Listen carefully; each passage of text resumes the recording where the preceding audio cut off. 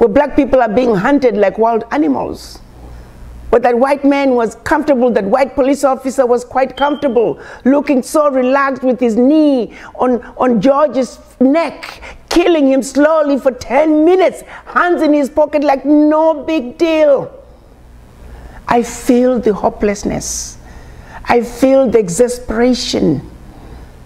I feel the tiredness. My question to the African heads of states: what can we do to bring hope to your children who are in the diaspora?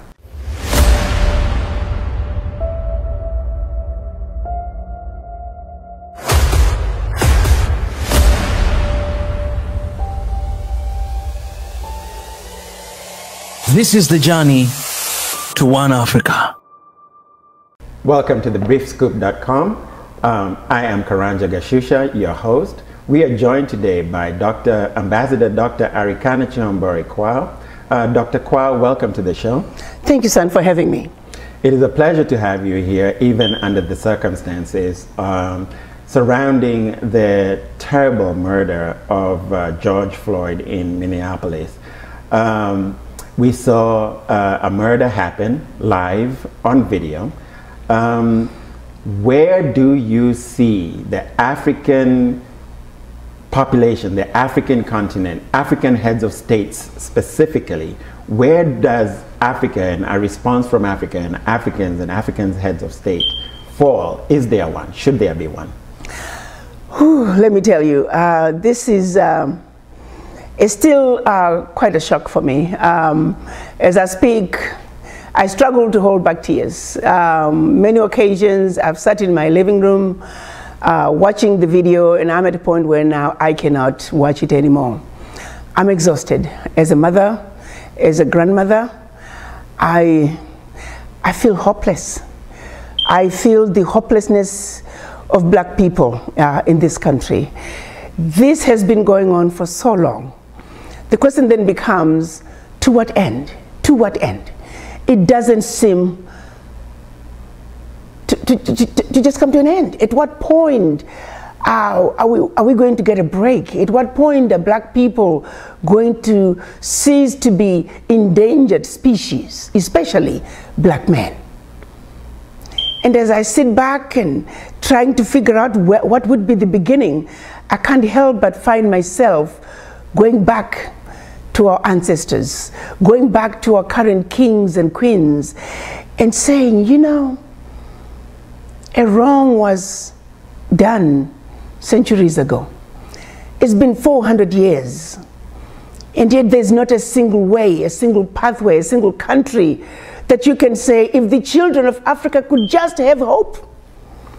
You see, for the African American, you can only trace them to the plantation.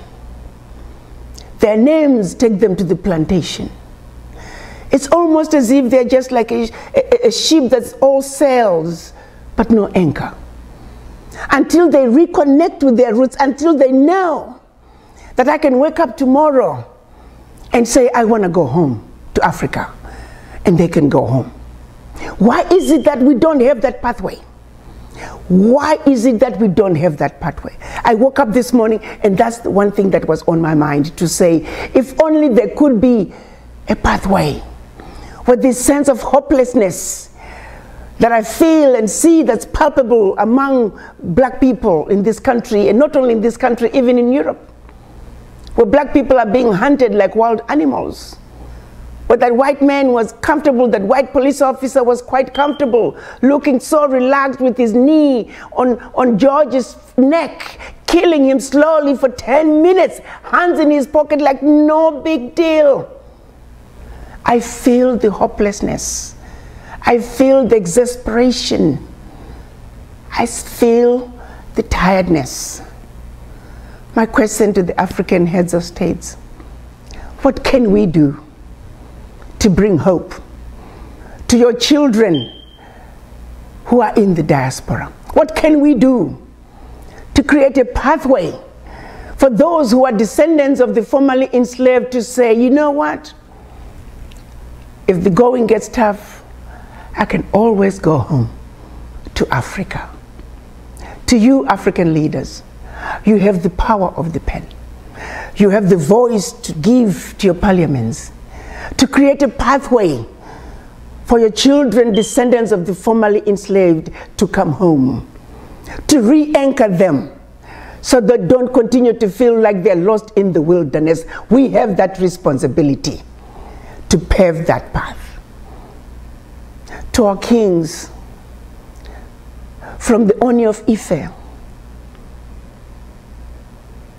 to the Osei Tutu of Ghana, to King Zulutini of the Zulu people, to the King of Swaziland, all around the continent, the King of Morocco, please, I need you to take a moment and listen to the voices of your children in the diaspora.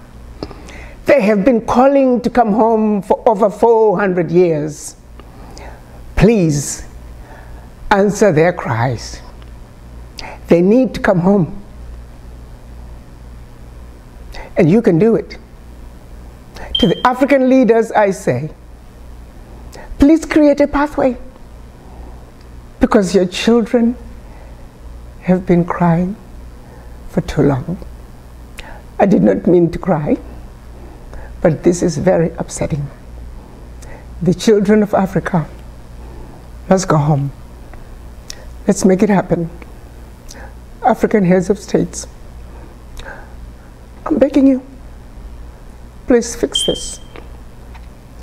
Thank you. Thank you so much, Dr. Arikana Chamborekwao. I appreciate your passionate message. I cannot help but think that given the success of the year of return that we saw happen in Ghana in 2019, it makes me wonder what the other African heads of state are waiting for. Why isn't there a universal return, right of return to Africa for all the children of Africa? Even with Ghana, there is no pathway. It was just a presidential decree. Just a presidential decree. So Mahama gave 35 citizenships. Nana Addo gave 126. There's not a single country that has a pathway. Not one. Well, thank you so much for your very passionate message and very emotional message. I did not mean to get emotional as well. Me too. As a journalist. But it is that type of a moment. It is a somber moment. We pray for the family of George Floyd. But it shouldn't just end at prayers. It should end at action. Thank you so much. Your message could not be clearer, and we hope that it will be heeded. And I turn it over to you for a last word. I would like to offer my condolences to the family of George Floyd, to the family of Arbery in Georgia, and to the families of many other young black men who have been murdered. My prayers are with you, and I want you to know that I'll do everything in my power to see to it that the children of Africa someday will go home, that they will have the hope that they have needed for so long, that this sense of hopelessness has got to come to an end. You have a home. You are not alone. We are with you. We will stay with you until victory is won, and that victory is going to come when the children of Africa can freely go back home to Africa. Hang in there. We are with you. Couldn't be said better. Thank you so much, Madam Ambassador. And with that, we will close. Again, thank you so much.